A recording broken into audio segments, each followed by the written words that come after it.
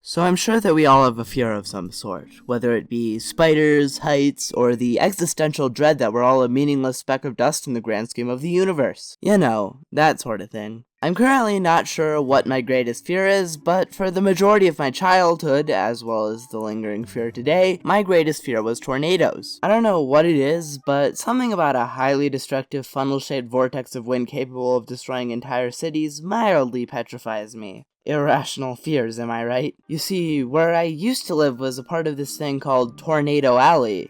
Actually, that's a lie. I live 2 states over from it, or at least what's known as the significant Tornado Alley, whatever that means. But we still got tornadoes relatively often. Well, we really only had one tornado, and it wasn't even really a tornado. It was a thing called a derecho, which is a different kind of windstorm, but I'll get to that later. I feel like my fear of tornadoes is the product of multiple factors. One of said factors is that we really didn't have a basement. We instead had a storm shelter, which is this outside little cellar thing that can protect you from storms. Pretty self-explanatory. Something about the dinky little underground shelter creeped me out, but I'll leave it at that for now. Another thing that kinda terrified me is the tornado sirens.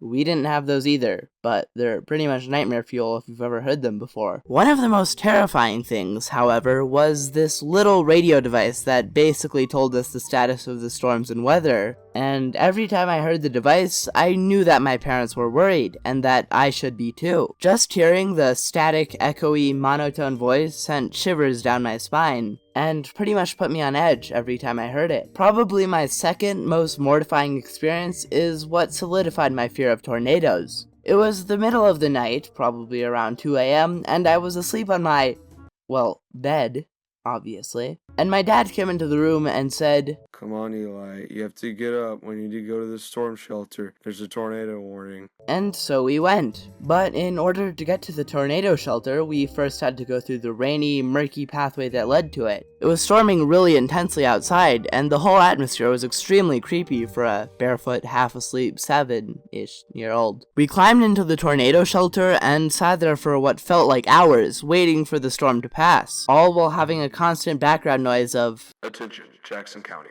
A tornado is passing southwest from Jefferson County at a speed of 14 miles per hour. This, by association, caused me to be terrified of that radio. Perhaps even more terrified of it than I was of tornadoes, because I had never actually seen one. My greatest fear was a radio.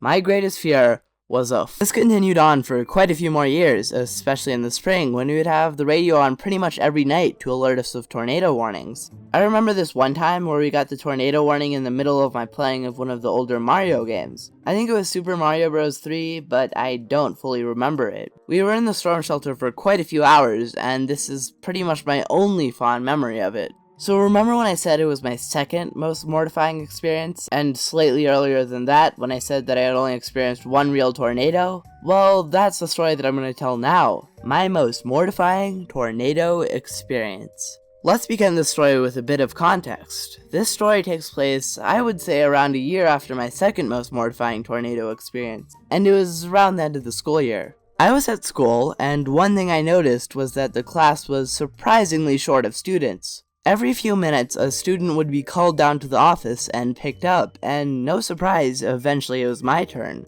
I went down to the office to see my dad waiting for me.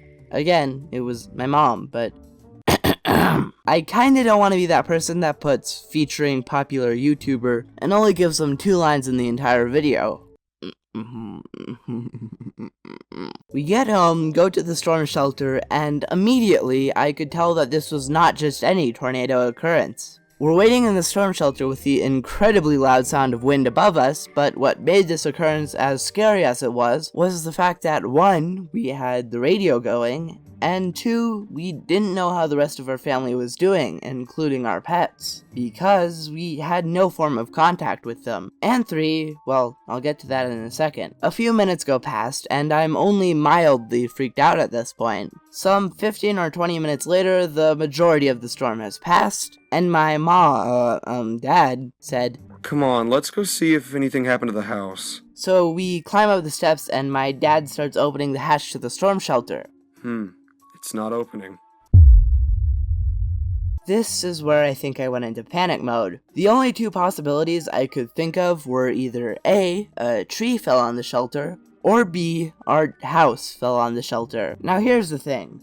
We didn't have any way of contacting other people to help lift things off of it if we needed to, because the only phone we had at the time was a landline phone that was in our kitchen.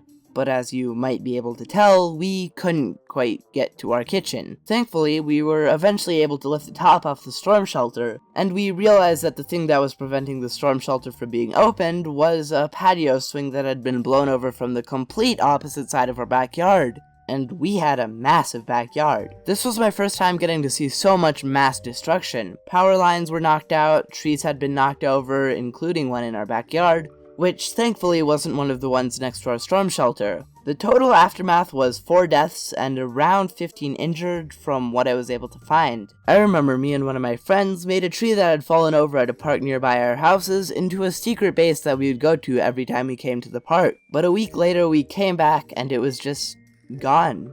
Regardless, though tornadoes and such scared the crap out of poor little 7-ish-year-old me, I have found myself a unique fascination with them thanks to my traumatic past. I'd still probably wet myself and go cower in a corner if I were to ever encounter another one, but I feel they're interestingly terrifying nonetheless. So for this outro, I'd first of all like to thank Toasted Noodle for making an appearance. If you want to watch some of his videos, I'd first point you to one of his videos about tornadoes. If you're new to this channel, you can watch something. There's probably something on my channel for you to watch, I think. I don't know. Also, a quick thing I'd like to point out. I am aware that the Sea Rabbit made a video about his greatest fear a few days ago, but just know that this video has been in the work for the past 2 weeks, so yeah. Okay, bye.